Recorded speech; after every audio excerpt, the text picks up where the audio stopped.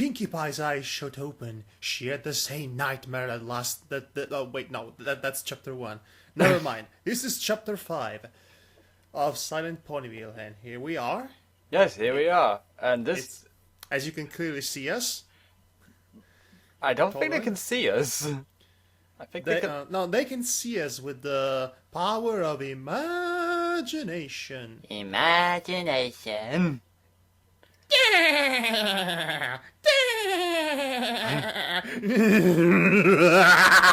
Imagine that. So, chapter 5. Okay. We are nearing the conclusion of the story. So far, Pinkie Pie has survived this encounter with the Slender Man and a twisted version of herself, and some groaners somewhere over there in the town, and also she survived bad weather and bad punctuation. That's a lot to survive. Yes, that's a lot to survive, even for our standards. Yeah. And on that note, the All Might count is up to 10. Wow. That's quite an achievement. Let's see if this chapter can actually break that record. Alright then, shall I begin reading? Yes, you're reading the entirety of it, basically, because I've been reading the last 2 chapters. It's only fair, really. It's only fair. Okay, so let's get started. A groan escaped Pinkie's lips that had not been... Sorry, I just coughed then for the first time in this chapter already. Okay. Oh, we started well. That had not been a restful sleep by any stretch of the imagination. She rubbed her throbbing head as she began to stand up. Her body was racked with aches the moment she tried. She laid back down and took several deep breaths, her senses being hit with the overwhelming stench of decay. She pulled her head away from the ground, coughing as the stench tried to gag her. Her eyes shut open as she tried to look around. Lots of tried. Pinkie Pie's eyes shut open. I just said this wasn't chapter 1. Also a lot of tried in this one. I am not starting a tried count. Because that's too much to try for. However, it was far too dark for her to be able to see anything. She fumbled around in her backpack, reaching for her lantern before pulling it out and turning it on. The floor she sat on was a mess of rotting wood and grime. The normal pristine floors of Sugar Cube Corner had become one with the other world now. She lifted her head up to look around, seeing the walls and furniture were also rotting away. Bodies of ponies hung from the corners of the room. Bad confectionaries were placed on various counters of the shop. Well, this business won't go very long with bad confectionaries. I mean, that's just common sense. Yeah, forget about all the cleanliness of the floor. It's the confectionaries that are the most important thing. Well, of course, duh. Pinkie quickly turned her head away, closing her eyes from the images. She had seen so much of it already, yet it still wasn't any easier to see any of this. She had kind of wished that waking up would have made this whole place go away, as if it were just some bad dream. Alright. At least I wasn't attacked by a monster. She groaned as she began to stand up on her wobbly feet. Hooves? You mean hooves, good sir? Yeah, I am... at this point, my mind is automatically shielding itself from this sort of things. I don't know. What, am I taking your job now? I'm supposed to point these out. Oh, but by all means, be my guest. Apparently I have to do everything around here. She looked down at the blood-soaked bandages that covered her legs. Images of herself attacking her assaulted her mind. Images of herself attacking her assaulted her mind. Okay, I think it needs a bit of a pause. Yes, but I think it needs a bit of a rewriting. Yeah. This entire story, that is. As the events replayed in her mind, she remembered each cut, then of her own hoof, ending the life of herself. Well, now that's something to discuss with your therapist. Imagine the fun your therapist will have in writing all that down. I imagine she's going to have a sitting with Dr. Scratch and Sniff, and he's going to have his notepad, and he's going to say, "Okay, tell me about your feelings." Okay, tell me about your feelings. Okay, you don't want to tell me. Tell Mr. Puppet Hand. And then he's going to write down on his notepad, incurable megalomania or something. like in the sitting like in the sitting we had with the I'm trying to remember myself. With Ronald Reagan in the first episode. It's a reference to that, but anyway, never mind. Let's go on. A pang of guilt coursed through her. Guilt of killing herself. Wow. Yeah. I mean, that's. I mean, never mind the existential crisis. Now she feels guilty. She hadn't wanted to kill her, but in a state of self-defense, she hadn't been given any other option. It was only this town. If only this town hadn't warped everything. If only things went back to the way they always were.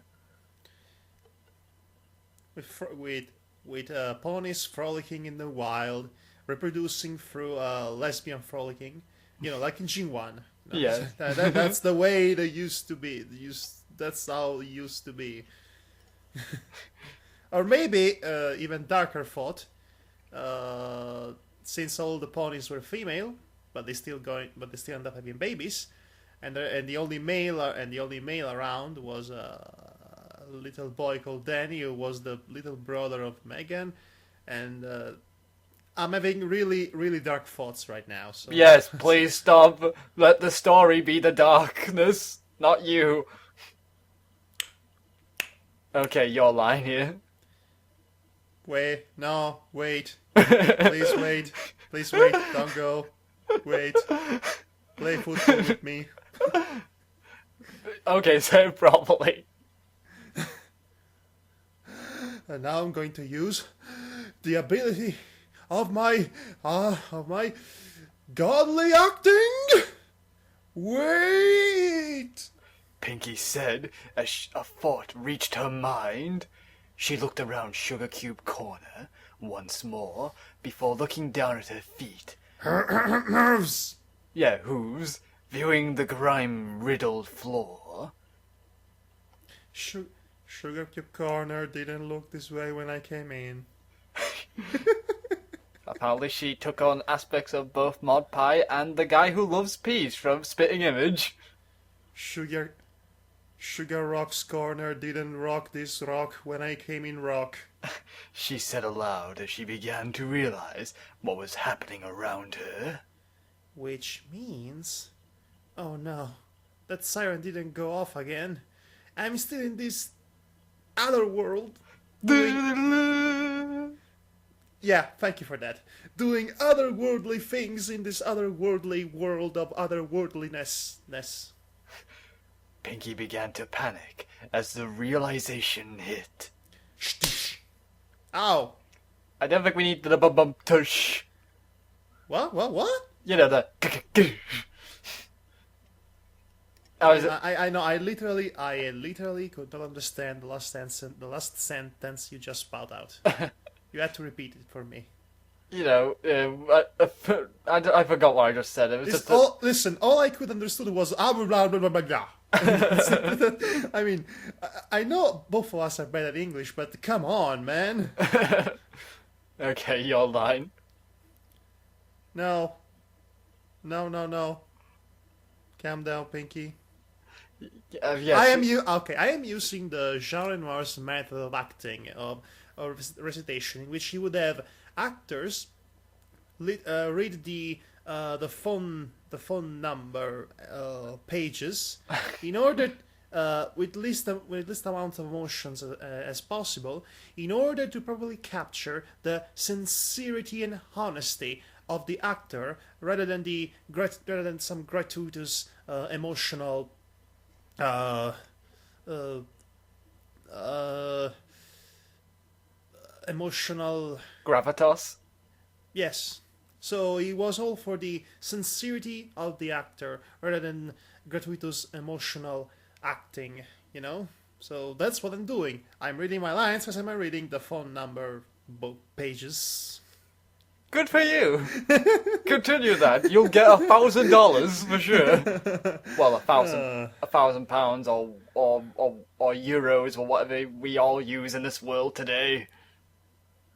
Okay. Chinese dollars. Yeah, you just say that. Pinkie said, sitting herself down, taking in deep breaths. If you panic, then nothing good will happen. She I have a theory as to why she's constantly talking to herself. Yes.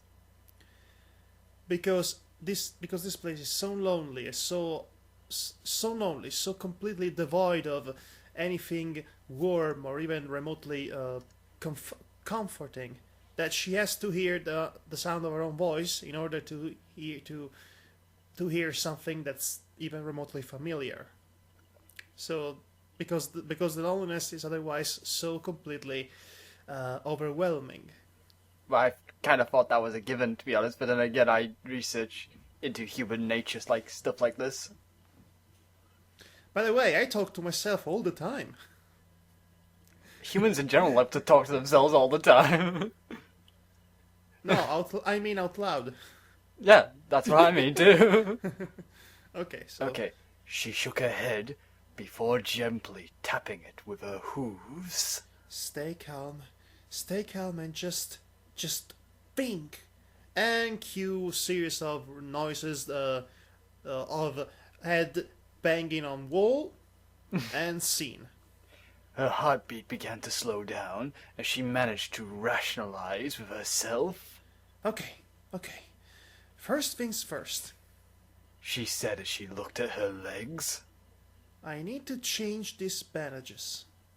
She reached into her bag and grabbed the bandages she'd put in there from before. Devar. Yeah? Devar. Speed, please. Speed. Andale, arriba! Me. And all that.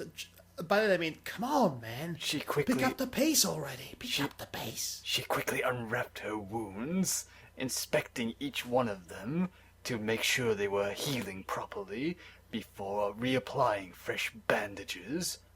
She used up the last of her gauze, but she felt satisfied with the fresh wrappings. I'd probably be better if I had some disinfectant, but I gotta work with what I have. Gotta lick those wounds, Pinkie. Okay. So yeah, that's a bit...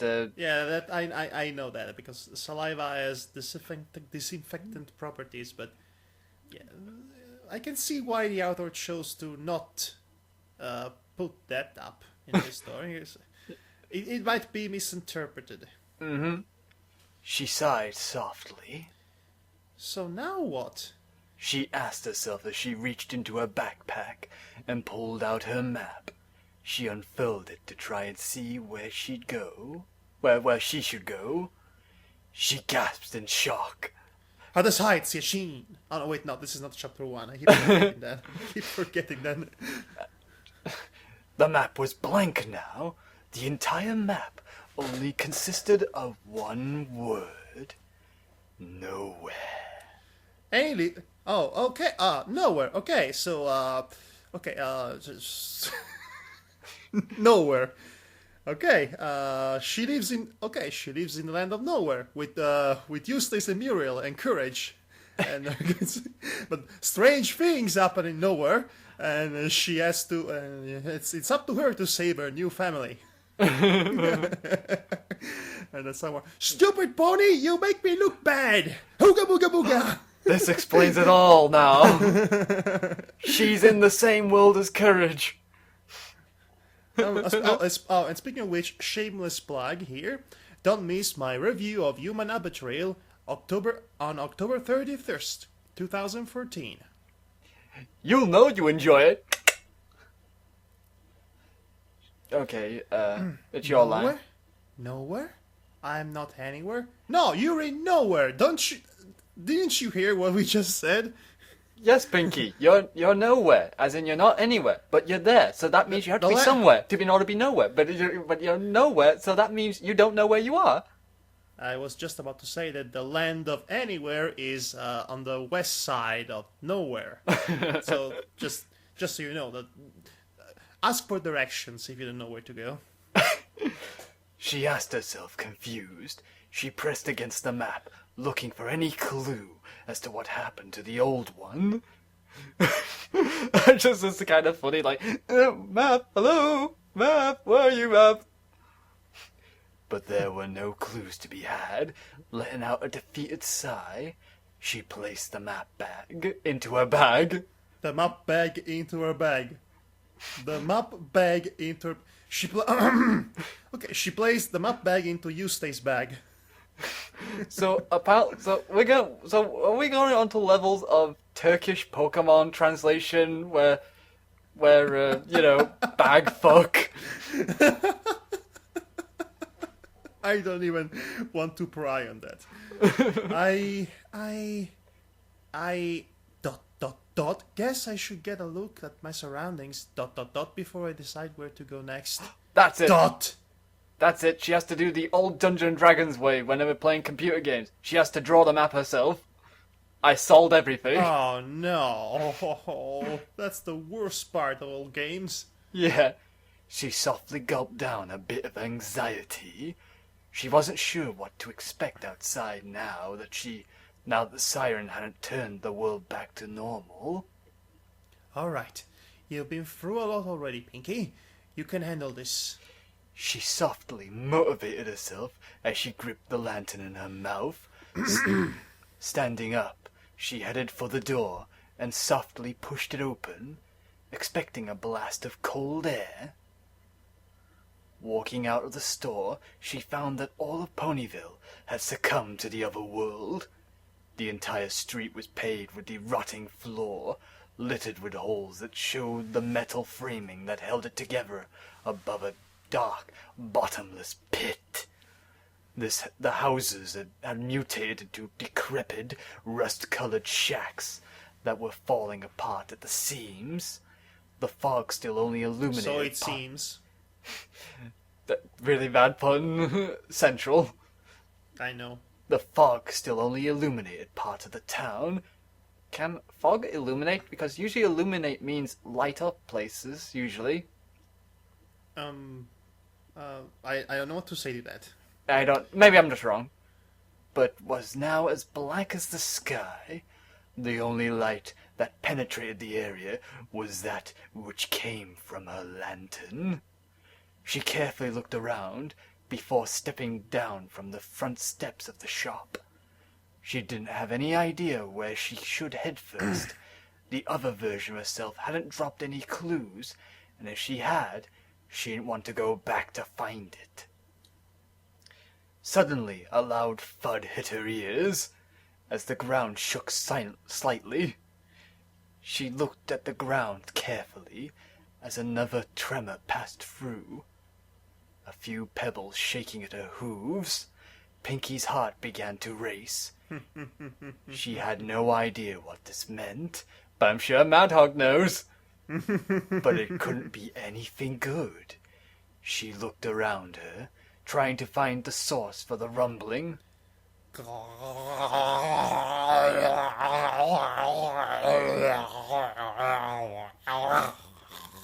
The rotting head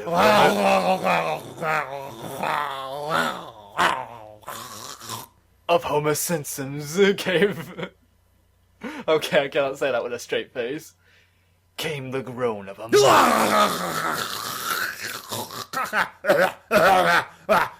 Choking dead. Yeah, you keep doing that. You're the one going to be taking the cost of viewership. What viewership? Just saying, just sit out. Just go on. Came the groan of a monster Pinkie had become familiar with. She quickly turned her head in that direction as a phonograph began to pick up the sound of static. Coming slowly out of the darkness was a groaner, hobbling its way slowly towards her.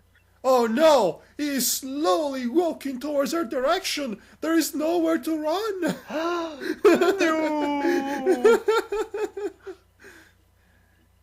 There's no way he's the source. The thoughts ran through Pinkie's head for a moment, when suddenly she was deafened by a loud roar that cut through the foggy air. The rumbling picked up its speed, as if the source was now running. Pinkie took a few steps away from the groaner, not sure what she should do. Rua, rua, rua, rua. I wanna say go marching in, na na na, go marching in, na na na na, go marching in. The groaner groaned as it tried to move faster. Pinkie couldn't help but notice that it looked as if it was trying to escape. But escape from what? Well, we're about to find out. Next time on Dramatis Lectio. No, I mean right now.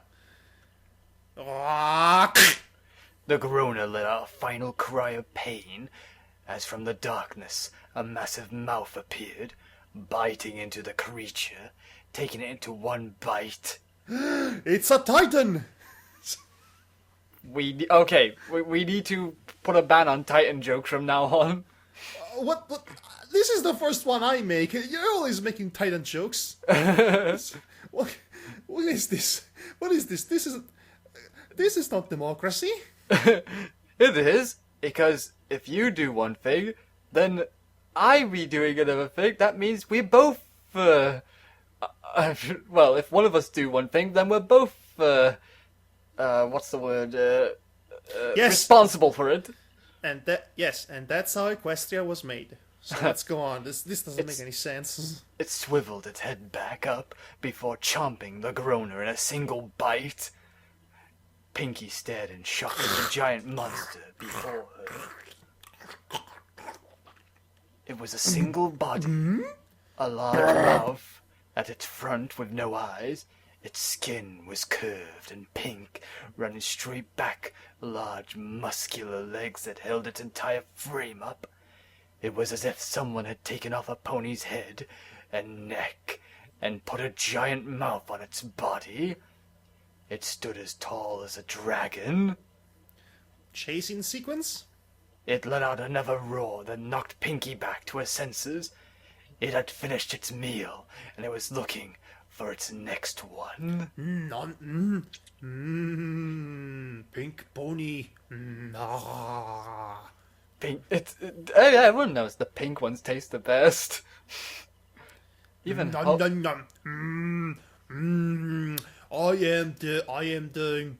the literal embodiment of your gluttonous demeanor. Pinkie turned on her heels and ran with all her might. Good lord. Okay. The counter is still alive. Yes, I thought we could get away without one of these again. The creature let out a roar as it began to chase. Every stomp of its legs shook the ground under her hooves. Her heart was pounding as she tried her best to run. She constantly felt her hooves about to slip from the shaking ground, and she panted like crazy, rushing air to her lungs. She felt and heard a massive thud behind her. She looked over her shoulder and saw the creature had tried to bite down on her, its head crashing into the floor. It quickly pulled its head back out, letting out a pained roar as it began running again. Run, run, running, run, run far away. She watched it run, its loud thudding feet doing its best to keep up with her. However, it was slower than her, and she knew it. This thing wasn't nearly as fast as the last thing that chased her before. Confidence built up inside of her. She turned to face the road ahead of her. She made a quick turn, noticing the path ended before her. She ran. Hair. Yeah, lots of hers and runs and... She ran quickly, looking behind her, as she saw the creature run straight into the buildings, letting out another pained roar. No! Buildings! My only weakness! And this would be the... What? And this would be the gimmick of the boss fight. I can do this. I can outrun. I'm sorry, I was doing with the voice of the creature. I can do this. I can outrun this thing. Just like Nathan Drake always says. And then he dies because he deserves it. Oh, how could you say that about such a lovable, charming fellow? Lovable, charming. She thought to herself as she felt her confidence skyrocket. She didn't know what it was, but she could outrun it. She looked ahead of her and saw the rotting town pass her by with every hoof step. Don't mind me, I'm providing the soundtrack.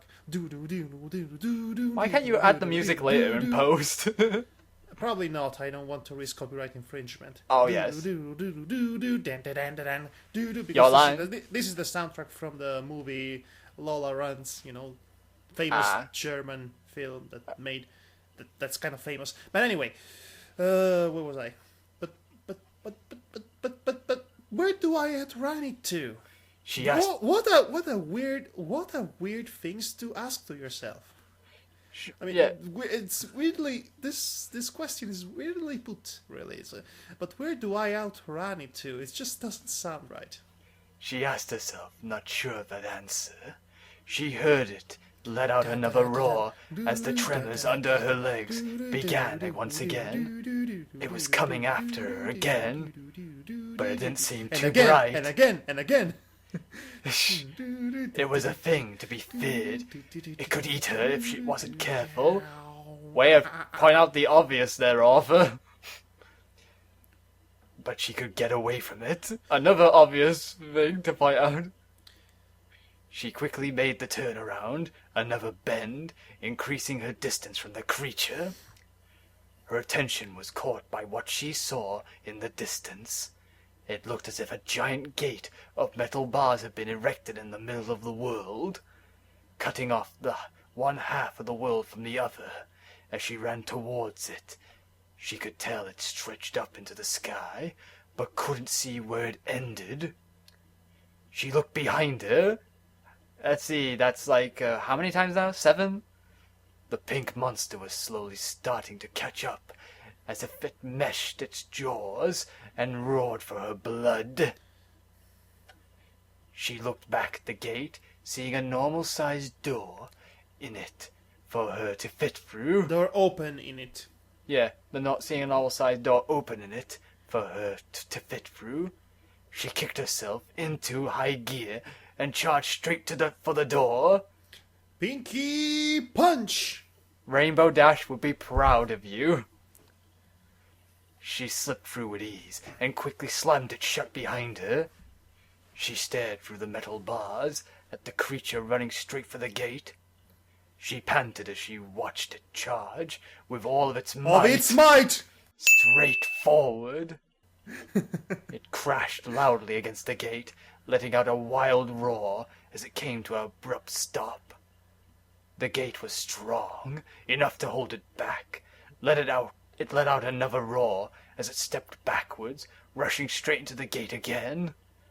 The bars bent slightly, but held strong. Pinkie stood there, amazed, watching the creature fight with all its strength. All its strength! Variety! Change! No, I'm sad. I actually said it was a perfect opportunity for all its might. It was perfect, and you blew it off. You blew it off. You blew it. You maniacs! you blew it off. Etc. Okay. Okay, strength to break through the bars, roaring and hollering as it slammed its head repeatedly against the bars. A loud cracking sound echoed through the area as the creature stopped its thrashing. It let out grunts as it tried to figure out what the sound meant. before it crashed its head once more against the gate. The loud crack sounded again, and the large creature found its hind leg through the floor. It began to let out frantic roars as it thrashed around, trying to get its foot free. The ground below it cracked and gave way, the creature roaring as it clawed at the metal gate for support. Its giant form soon fell through the ground, its loud roars disappearing into the dark sky as it fell into the bottomless pit. Well, I guess, this is the point of no return? And I'm just going to say, that poor thing, we shall remember you, gluttonous monster. Okay. Not really. Yeah, no, not really. Oh well. Pinkie slowly walked towards the area he had crashed into, the gate. That seems to be worded a bit strange to me. Oh well. Pinkie, let me check. Pinkie slowly walked towards the area he had crashed into the gate. Yeah, I don't know why. It seems a bit odd to me. Peeking her head down towards the bottomless pit. The creature had fallen. It was nowhere to be seen or heard anymore. Funny, because you're in nowhere, apparently. No, I thought you were in any more. We're just gonna. Maybe you just fumbled in nevermore. Quote the Raven. Or forevermore. The ground it had stood on continued to crumble away. Furthermore. Spread out towards the town. The whole town was slowly falling into the bottomless pit as well, as if the only place left in the whole town was this area, behind the metal gate. Oh gee, it's almost as if you fumbled into the final level of the game.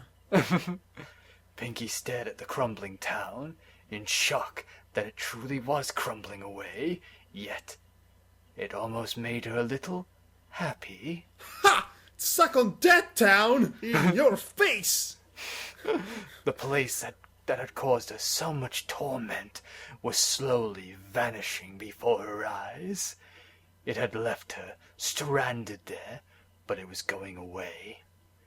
She turned her back from the crumbling town to get a look. Damn crumbling towns, up to it. To get a look at where she currently was before letting out another surprised gasp. She hadn't noticed what was actually behind the gate, since she had been too focused on running. The dirt before her was littered with rocks of all sizes. Oh my. Spread as far as the eye could see. In the center of all the rocks was a wooden house. Small, but quaint, with a moderate windmill. It was the farm, the place she had lived and grown when she was a foal. Oh, of course that will be the final level. The rock farm. Yes, how could I be such a fool? Did not just know this was coming. You know, fool. You know, get it? If you please don't explain it. The farm? It's not supposed to be this close to Ponyville. Or maybe I'm just really bad with geography. Oh, I could explain a lot. She thought as she began to run towards it. Its familiarity and comfort was calling for her. Pinkie Pie, your favorite rock pie is. Oh god, no, that sounds. Your favorite rock Band? Rock tart is ready. The image of a ghost-like filly appeared before the front door as she ran closer to the house. The little filly ran forward, going through the door to the house. Pinkie had to follow it. Because otherwise the story wouldn't end. She quickly reached the front door, opening it, and going inside. Ooh, spooky scary. Inside, in the living room, was the ghostly image of a younger sister, Bellamina stood there looking at her. Wait a minute, you're not Maud! Bellamina? She called out, dropping the lantern from her mouth. It hit the ground with a clang, rolling over to the young ghost filly, who stopped it with a hoof. You do Bellamina. I'm surprised you made it all the way here, Pinkamina. Bellamina sat the lantern right side up. I guess I was wrong. I guess you can handle the truth. You can't handle the truth! No, wait, you can.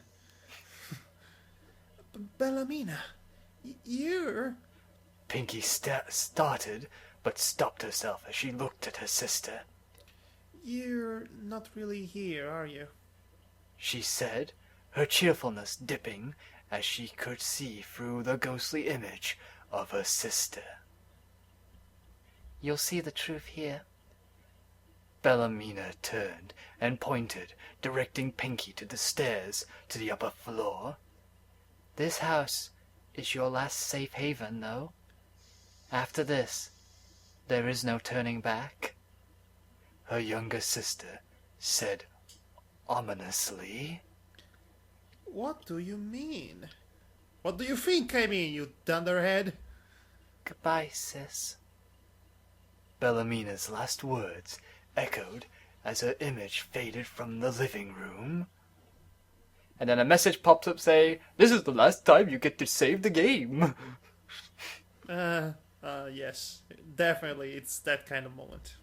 Pinkie could only stare at where her sister had stood, not sure what to make of what she saw. She felt a pang of sadness, and yet a bit of comfort as well. It was short, it was brief, and it didn't last as long as she had wished it could have. But she had talked with her sister. She walked over to the lantern and picked it up once more with her mouth. She couldn't stop here, not now. Her sister's last words gave her a boost of strength, a boost that she could use to see this through. She looked at the stairs her sister had pointed to. They lead to the bedrooms. They led. They led to the bedrooms on the second floor. Faster, Devar. Faster. Mm-hmm. The truth. I guess it's time to find out what that means. I say, go to Google, and apparently it says the truth. But what do you think the truth means? The thought The truth is never. The truth is not objective. And the truth It's not objective. The truth is always subjective. The truth is not a sweet thing to eat like cake. The truth hurts. She thought to herself as she took the careful steps up to her destiny. Oh, Pinkie Pie is going to become an alicorn! Yay! At the top of the stairs, she was met by a wooden door. Not the wooden A door! wooden door! No, it's my only weakness. This is worse than the grass on the floor from Ultima.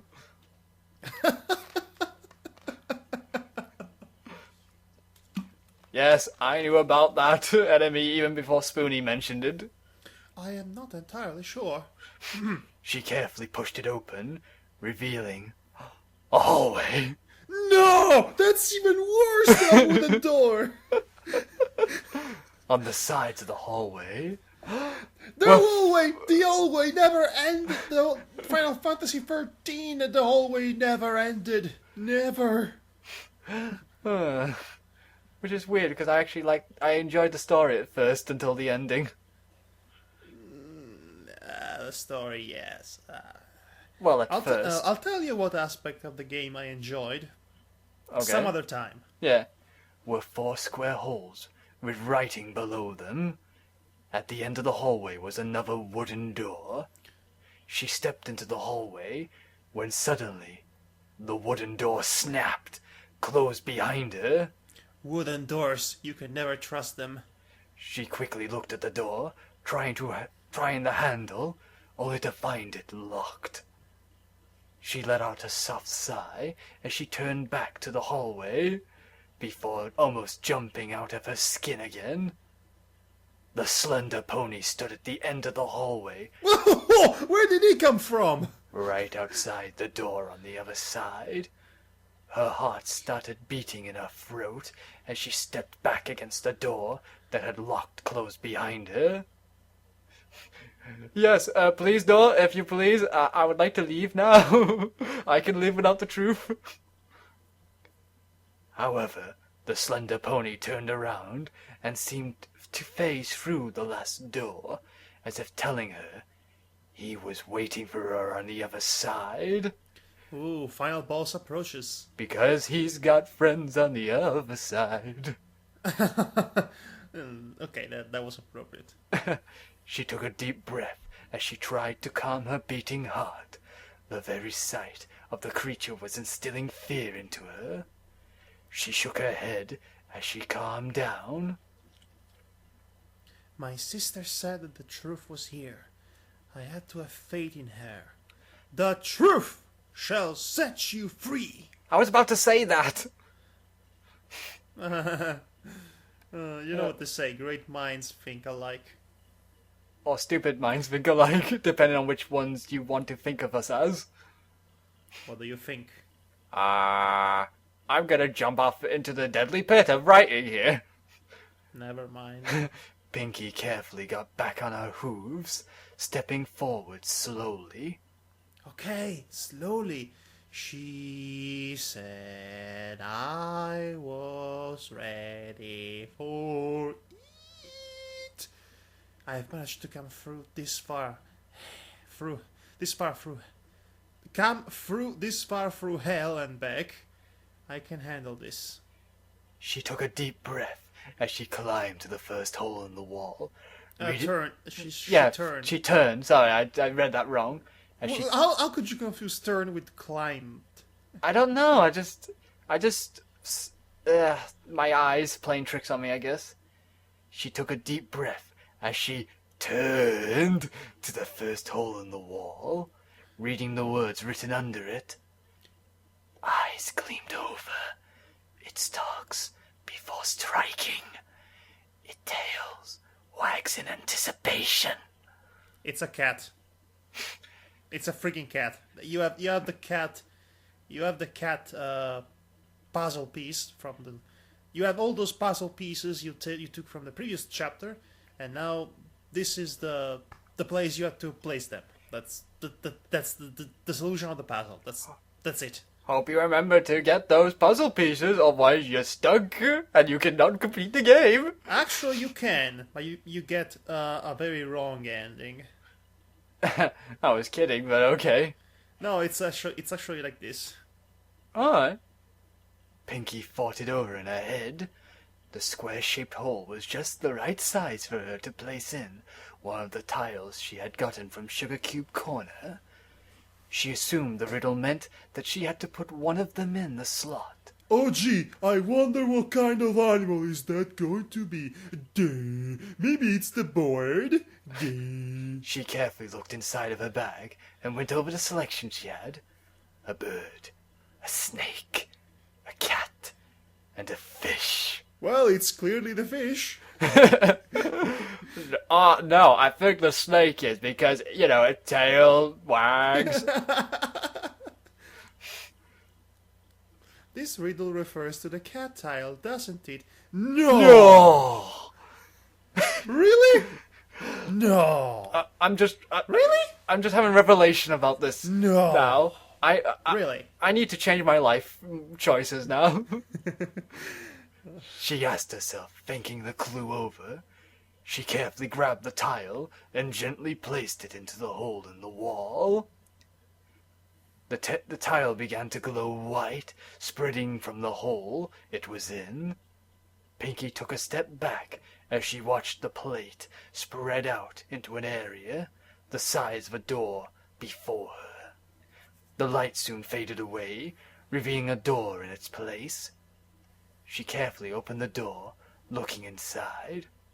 It was a single room, almost like a closet. 4 solid walls with no description to them.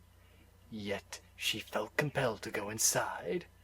She walked into the dark room, closing the door behind her. Oh boy. Suddenly, the flame of her lantern went out on its own as she reached out to try to relight it. The room was filled with light. Projected on the walls were images. Pinkie instantly recognized them as memories. Okay, so she's watching her own memories as a form of slideshow. I don't know, Pinkamena. Oh boy. Okay, I guess this is a flashback, so I think it counts as a change of paragraph. Don't you think? Yeah, I guess it could. Please go on. Okay. I don't know, Pinkamena. Are you sure this is a good idea? Bellamina asked as she walked with her bouncing older sister towards the edge of the rock farm. Of course it is, Pinkie said happily as she led her younger sister. It's a super special party! I tried to invite Mother, Father, and Octavia, but they were all too busy, so that means you get to enjoy the fun with me! Oh no. Oh no. I'm sorry, I'm just theorizing, but let's continue. Let's continue. I'm keeping my thoughts to myself. That's why I said let's continue. Well, I do love your parties. Bellamina smiled. It was true that she did. The two of them reached the edge of the forest. We're here! Pinkamena called out happily. Who are you talking to? Bellamina asked, confused. Why, the party host, of course! She giggled happily. Bellamina looked confused, but the confusion didn't last for long. From the forest walked a tall colt. His coat was pale and dull grey, his mane was unkempt and was curled into a mass of brown. He didn't look like he'd had a good bath in at least a week. And most odd of all was that his cutie mark was that of 3 dark red balloons. Hello, Pinkamena. I see you brought a friend. The old colt said with a smile. His voice sent shivers down Bellamina's back. See? He's the party host. He's going to throw us a super duper wonderfully fantastic party. Pinkie bounced over to... I can't believe I managed to say super duper wonderfully fantastic party without flub in it, like I did right now. Pinkie bounced over to his side and pointed at his cutie mark. And see? We both have a similar cutie mark. That means he's going to throw us the best party. Pinkamena was very excited. Oh. No, wait. Oh wait. Of course. I always throw the best parties. The colt let out a soft, deep chuckle. Really? Bellamina asked, a little unsure, but if her sister believed in this guy, then he must be alright. Besides, they were going to a party, and parties were always fun. Always. Come, the party is this way. The colt smiled as he turned and walked back into the forest. Yay! Party time! Pinkie bounced happily after the colt. Bellamina followed slowly after the two. And back to the present. What, should I take over again? Of course. The flame of the lantern flickered back to life as the images faded from the walls. Pinkie stared at the walls that had shown the images she had long since forced herself to forget about. She didn't like where this was going. She's not the only one. Yeah, I don't like it either. Back then, she was too ignorant to realize that the cult gave off a bad vibe. She was too focused on parties. She gulped heavily as she opened the door back up and re-entered the hallway. She looked at the hole before her, with the text written under it. Sleek and smooth, striking in its spray. Its tails lets it move. Oh, gee, is it the fish? I wonder, oh, maybe it's the board. I wonder what kind of animal is this going to be? The image of a snake came to her mind. No! A bad feeling ran through her as she carefully pulled out the tile with the snake on it, placing it carefully into the slot. The light turned the area into a door that just as the previous one had. She hesitantly walked into the room, trying to prepare herself for whatever it was she was about to witness. The light of a lantern faded away. Oh boy. What are you doing to my sister? The young Pinkamena cried from behind the bars of a steel cage. The cold had locked her inside under the guise that they'd be playing pin the tail on the pony. Don't look so sad, little filly, the cold said with a dazed-over smile. Pinkamena looked into his eyes and saw nothing. It was as if the cold truly had no soul to him. I'm just about to play one of the most wonderful games with your sister. She doesn't look like she's having fun, Pinkamena cried out, looking at her sister who was strapped down to a table. She was frantic, trying to pry herself free from her bonds. The straps were too tight. She could do little more than twitch various parts of her body. He knew what he was doing. Oh, she may not look like it now, but I've played this game with lots of ponies before. Just look around you. I've had many friends over the years. A wry smile came to his face before he turned his back to her. Pinkamena looked around the room. It was the first time she'd paid any attention to it. Suddenly, the horrifying stench of the room was obvious. It was coming from the various states of decay from the ponies that adorned the room. Most were young fillies, with little more than their heads remaining as decorations. The colt had dressed the room up for a party using the bones and skin of the ponies he had killed. No! Stop! Please! Oh, wait, this was Wilhelmina, but came the hysterical cries from her sister. Pinkamina's attention instantly snapped back to what was happening before her. That's right. Make the noise. It's what I long for. The colt laughed as Pinkamena watched as he carefully placed a scalpel against her skin. With precision, he began to cut away at her. Oh, good lord! And the worst is yet to come. The scream of her younger sister echoed around the room as the image faded. The flame came to life, illuminating the dark room once more. Tears streamed down Pinkie's face like they'd never fell before. Bellamina. She sobbed to herself as she remembered the horrific images of her sister being dissected alive by the cult. She had tossed the memory aside a long time ago, a memory that had been too horrific for her to want to remember. I'll say. Her precious sister had become nothing more than a plaything for that cult. By the way, it's an adult. Yes. Just so we're clear, the author is Like every other author has misused the term. Actually, well, at first, in the first year of our Ponyville fictions, yes, but then everyone else caught on, and nobody uses cult. Always uses the cult in the correct meaning of the word. So she hiccuped as she gasped for breath between her sobs. She still had 2 tiles left to go. She had more memories to remember. She had to remember everything that had happened for the sake of her sister. It took her a long time to leave that room, very quietly closing the door behind her. She had to see everything first, see it all before she could say anything. She very quietly walked to the next section of the wall and read the text below with 2 L's.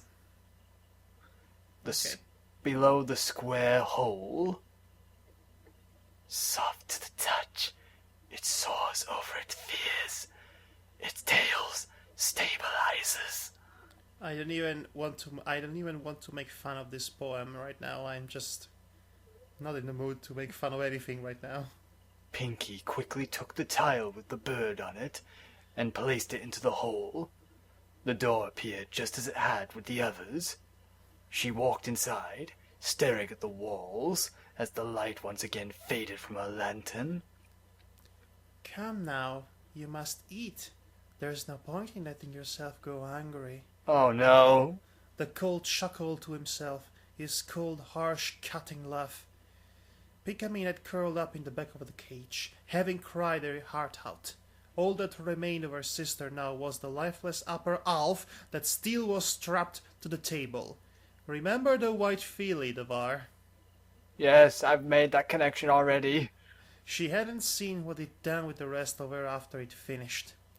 Here, I even made you this special treat, he said, opening a small hole in the cage, pushing a plate with a cupcake on it. Oh, God. Pinkie didn't want this treat. Nothing made by this cruel cold could truly be worth eating. Her stomach let out a growl. She hadn't eaten since breakfast and had been hoping to stuff her face with a feast from the party. See? You're hungry. You should eat, the cold smiled. Shing. Pinkie's body defied her mind, and it slowly got up and walked over to the cupcake. She sniffed the cupcake carefully, but it was hard to smell anything past the stench of decay in the room. She then, very carefully, licked at the frosting that lay on top of the cupcake. The sweet, sugary taste hit her tongue, almost as if in defiance of what her mind was telling her. Her mind screamed that something was wrong. She very carefully opened her mouth and took a bite out of the cupcake. Good. I'm glad you're eating. It would be a shame if your sister went to waste. Oh, God. The cold chuckled ominously.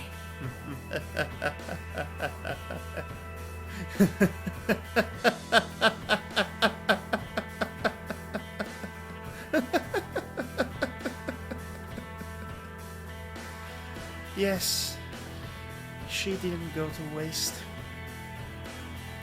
The flavor of the cupcake hit Pinkie senses like a brick. This wasn't a sweet, sugary cupcake. It was salty and chewy, almost as if the main ingredient had been... The colt laughed as he watched her expression on the young filly's face distort. Pinkie vomited, rushing back to the back of the cage where she coughed and sputtered, trying to get the vial from her mouth. The imposing laugh... Are you trying to outlaugh me? The imposing laugh of the colt hit her ears, causing her tears to return. A loud crash was heard from the top of the staircase leading to this basement. The colt looked up surprised, his eyes widening.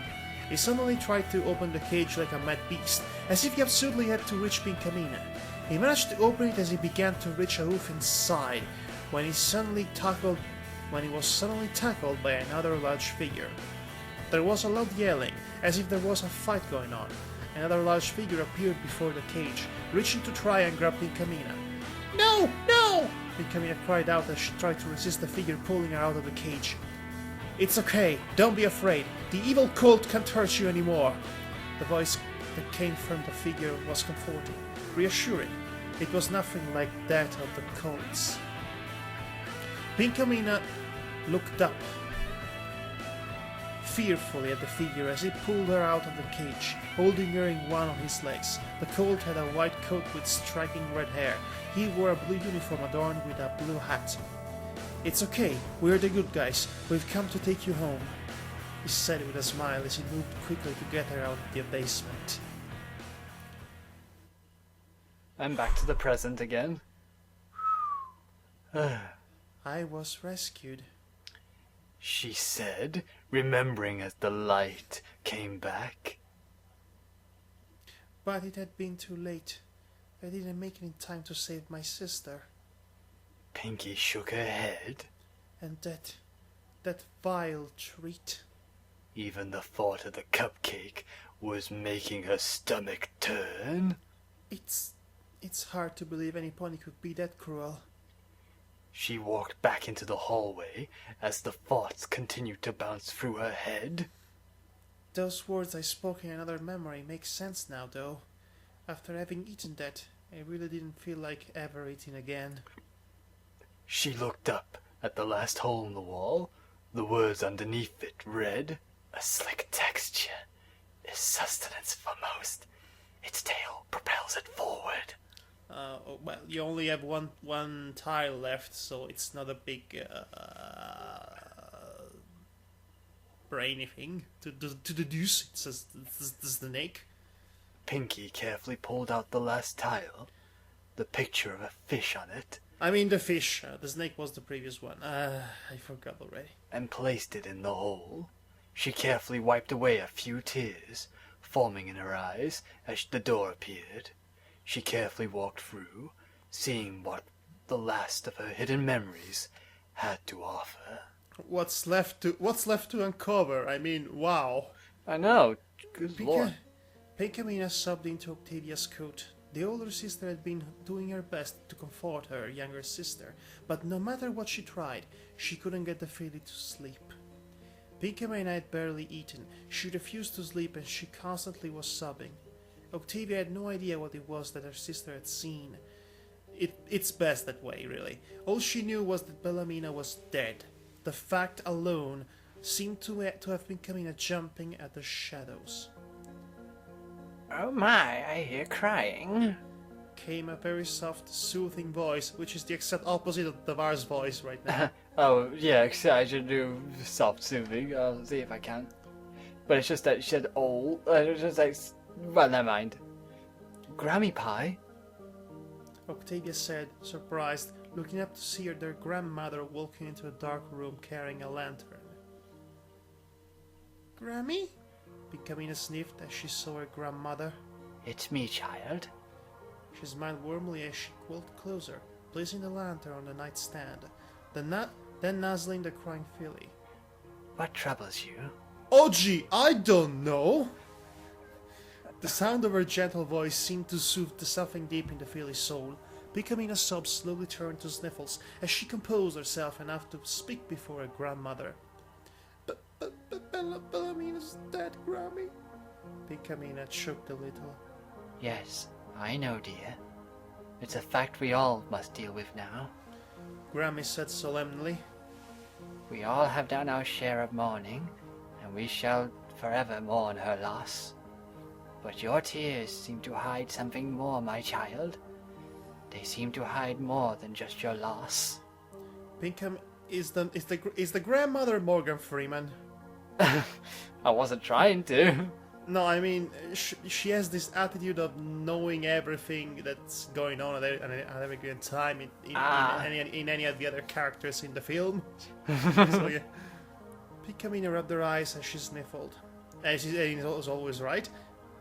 As she sniffed, looking away from her grandmother, burying her head into Octavia's coat.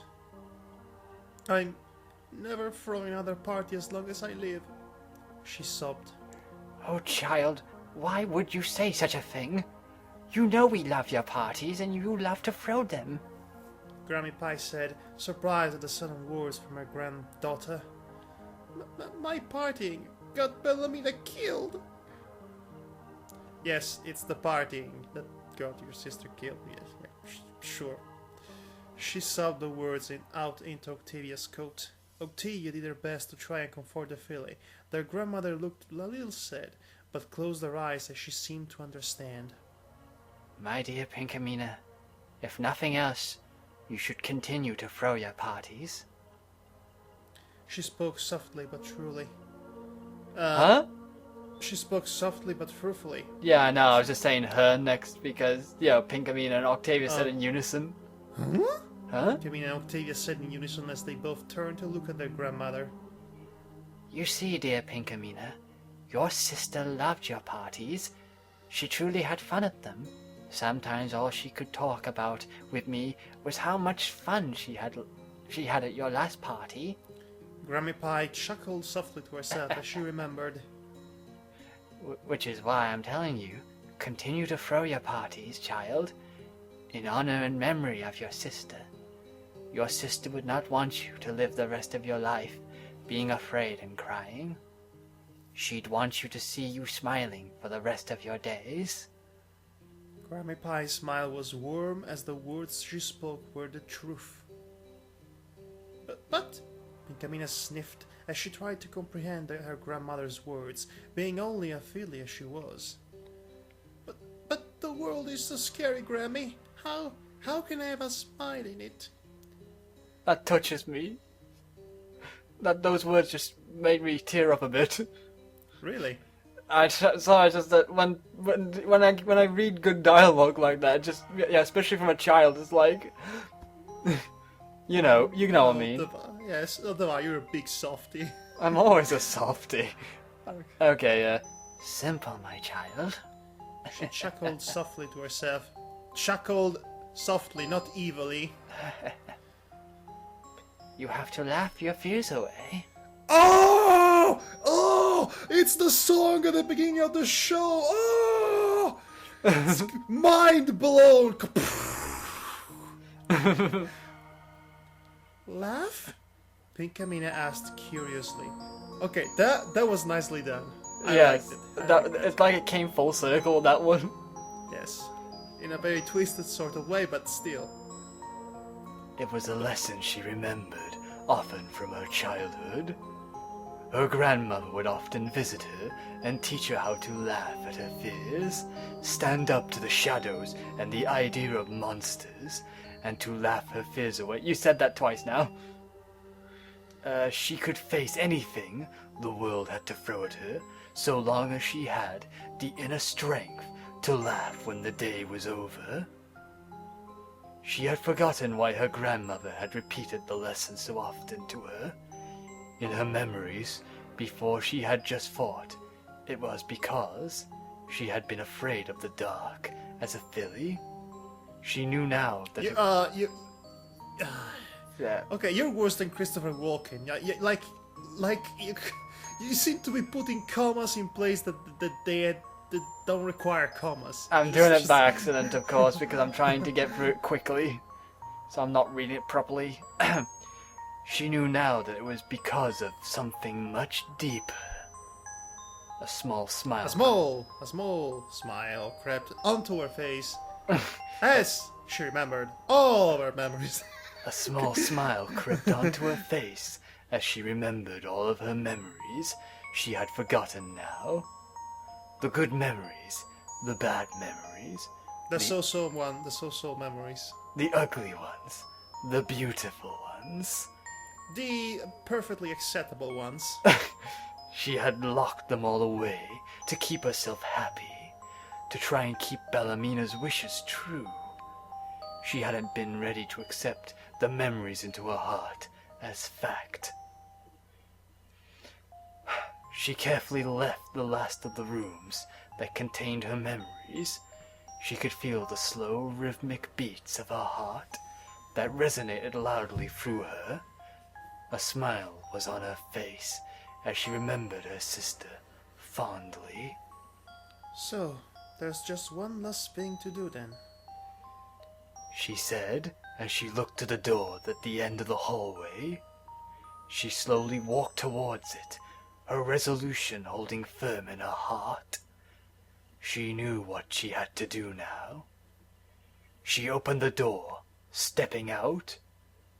Outside the door, she saw 4 torches lit around an open arena. A pathway was lit for her, leading to it. A fence was placed along the path, and arena so she couldn't go anywhere else. This reminds me of that arena in which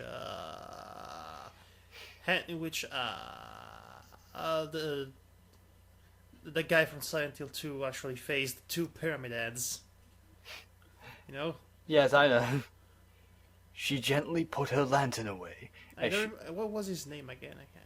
I can't remember. I can't. No, Henry was the first. Was Henry the No, first one? No, Henry Mason wasn't the first one. No, Harry Mason was the first one. Henry Townsend was the 4th one. Heather was in the 3rd. And Oh dear. I can't remember the main character from Silent Hill 2, what his name was. My God, we're both committing a awful sin. I know, it's considered the best Silent Hill game, so... oops. Oops. Commercial. Let's just go on. She gently put her lantern away as she walked towards the center of the arena. She could feel small tremors shaking through the world as she walked. As she reached one side of the arena, from the ground, on the opposite side, the slender pony emerged from the ground. He stood tall over her, his presence still bearing down. But she wasn't afraid this time. I finally understand now. Pinkie said softly, shaking her head slowly before looking at the slender pony with a smile. My fear of your presence, your stature over me, your very existence. I know your feelings on this, but I had to tell you, I am not interested. Just you have to leave. You have to leave with that. I am not interested. I'm sorry. I cannot be the mayor of your life. Okay, speaking of coming full circle, a joke is coming full circle. Anyway, you're the cult, aren't you? The culprit? The bar. The slender pony just stood there, unchanging from Pinkie's words. See, this is what I told you. This slender pony was was legit. Yes. He's a mental representation of the cult that killed their sister and feed her Well, I know. cupcake. Well, I gathered that myself personally. Yeah, but I am telling that out loud for the audience because never mind. Well, you're not him exactly, but you're my image of him. Yes, that much is easily understandable. She closed her eyes and smiled. Which means I'm not afraid of you anymore. The slender pony began to walk towards her, every step seeming to echo across the arena. Pinkie opened her eyes as she watched the pony walk towards her. Her mouth began to quiver as she saw him getting closer. She felt the haze beginning to hit her mind, the phonograph letting out its static.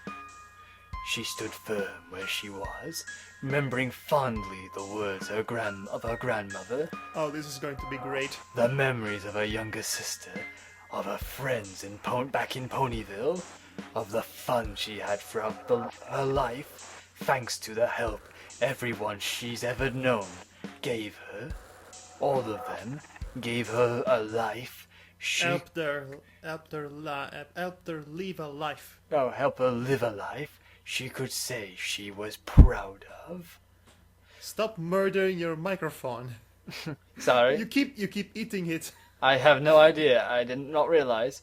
The slender pony stood a few feet from her, but the haze he brought to her mind began to fade. Her quivering mouth puckered up for a moment The haze he brought to her mind began to fade. before a soft sound came from it. It started off low as it gained its footing inside of Pinkie. And it's official. She's going crazy. No, she's laughing at the ghosties. Yes. Which is great. Yes, I know. The confidence grew in her with each sound that came out of her, the haze lifting the static of the phonograph, becoming more quiet. So giggling at the ghosties. Dun, dun, dun, dun, dun, dun. She was laughing. She was laughing at the fear that this pony, no, that this whole town had brought upon her, just so that she could become strong enough to face her fears. Oh, oh, oh, oh, oh, oh, And now hey. I'm reminded of that music that goes. I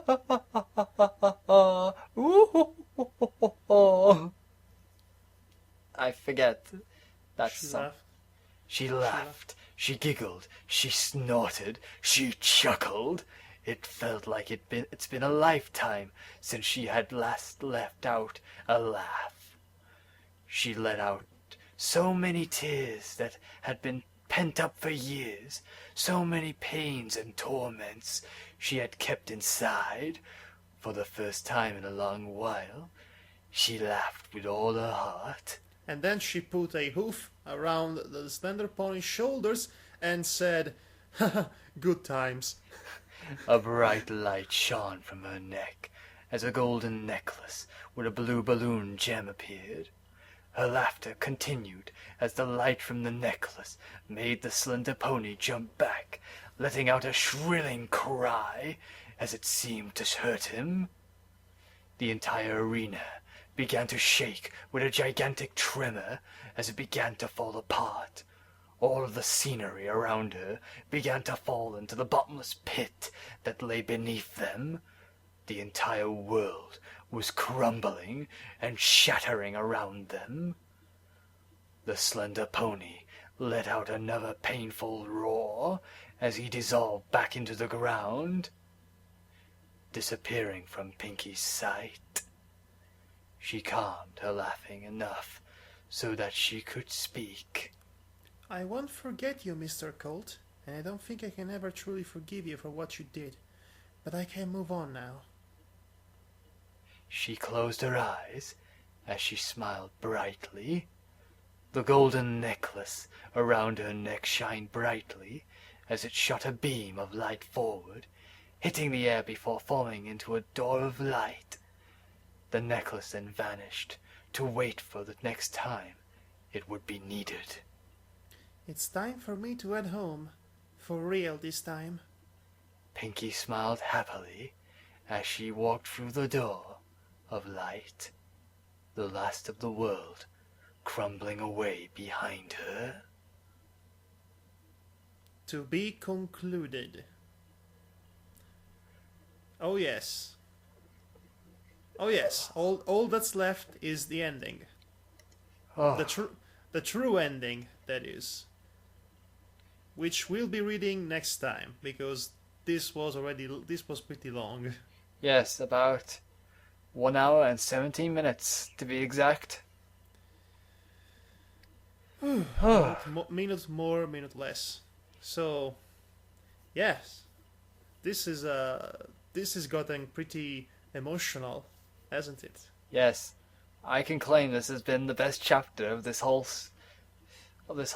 fanfic from my liking. You know, this, in spite of all the problems that it has that would require some further editing, you still have all this good vibe from it coming onto you as you finish reading it. It really makes you say, wow, I won't forget this story anytime soon. Indeed. But anyway, we should leave you with that thought hanging on the air, and we shall see you next time for the epic, for no doubt epic or emotionally rewarding conclusion of this heartfelt and horrifying little story. See you then. See you next time, folks, and take care. With all your might! No, I shall do it with all my strength. No! Now I cast thee aside to the hallway of doom. No!